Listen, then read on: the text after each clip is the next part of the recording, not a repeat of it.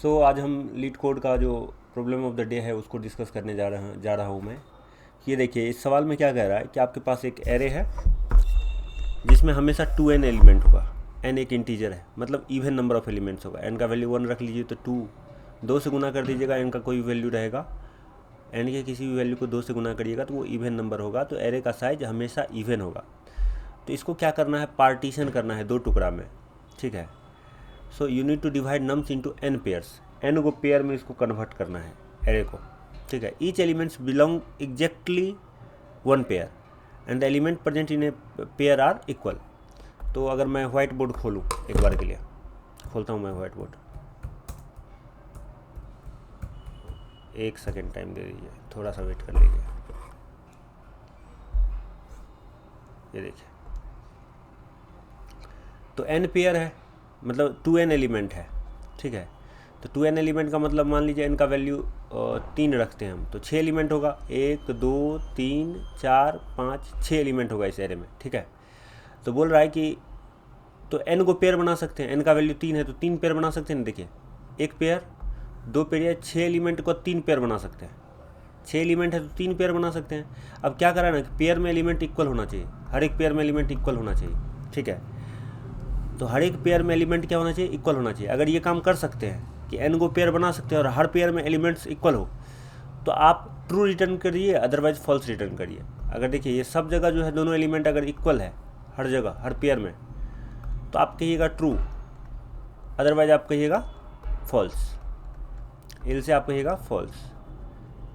तो इसको कैसे सॉल्व करेंगे, इसको ऐसे सॉल्व करेंगे कि मान लीजिए इस एरे को मैं सॉर्ट कर दूँ, इस एरे को सॉर्ट कर दूँ तो पहले छोटा एलिमेंट आएगा, फिर बड़ा एलिमेंट आएगा, फिर छोटा, फिर बड़ा, इस तरह से आएगा एलिमेंट, ठीक है।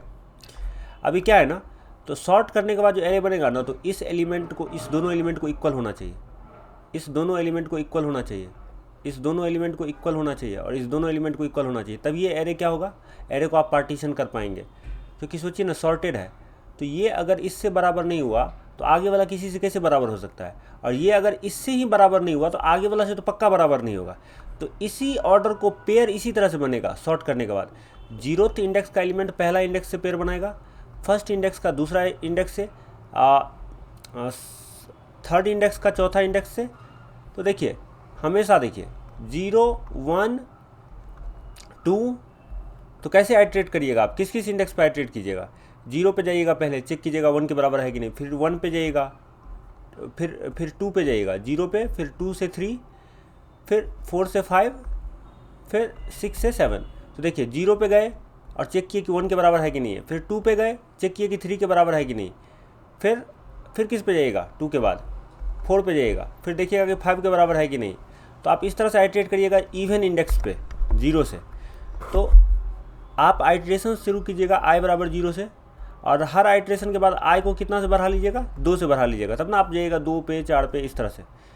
और इस काम को तब तक कीजिएगा जब तक कि i आपका less than ARR dot size है, एरे के साइज से। तो पहले तो आपको सॉर्ट करना है इसको, ठीक है।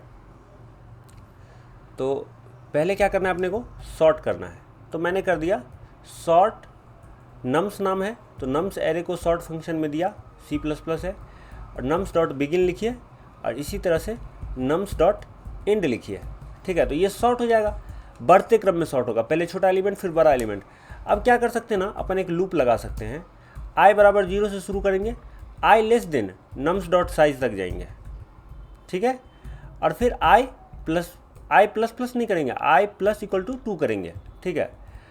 अभी देखिए, तो ये जो लूप चलेगा i बराबर 0 पे, फिर 2 पे, फिर 4 पे, फिर 6 पे, इस तरह से ये लूप आएगा।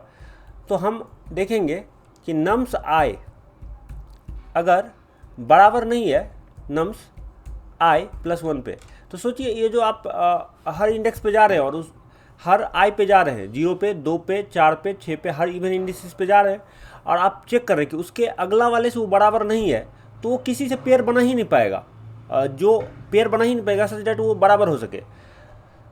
और अगर बनाएगा तो किसी दूसरा का बिगाड़ेगा काम, हैं। तो उस केस में आप क्या कीजिएगा, रिटर्न फॉल्स कर दीजिएगा कि नहीं भाई ऐसा नहीं कर सकते। अदरवाइज आप क्या कीजिएगा, बोलेगा अगर ये किसी जगह पे रिटर्न फॉल्स नहीं हुआ तो ऑल एग्जीक्यूशन 10वां लाइन नंबर 10 पे आ जाएगा। देखिए इस लाइन पे आ जाएगा, 10 नंबर लाइन पे आ जाएगा। अगर कहीं पर भी रिटर्न फॉल्स नहीं हुआ, तो अगर कहीं पर भी रिटर्न फॉल्स नहीं हुआ तो इसका मतलब सीधा सा बात है कि रिटर्न ट्रू होगा। तो रिटर्न ट्रू। तो अगर मैं इसको रन कराऊं, देखिए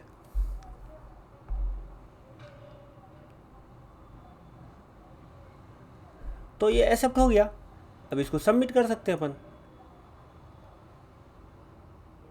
ये देखिए सबमिट हो गया। तो धन्यवाद।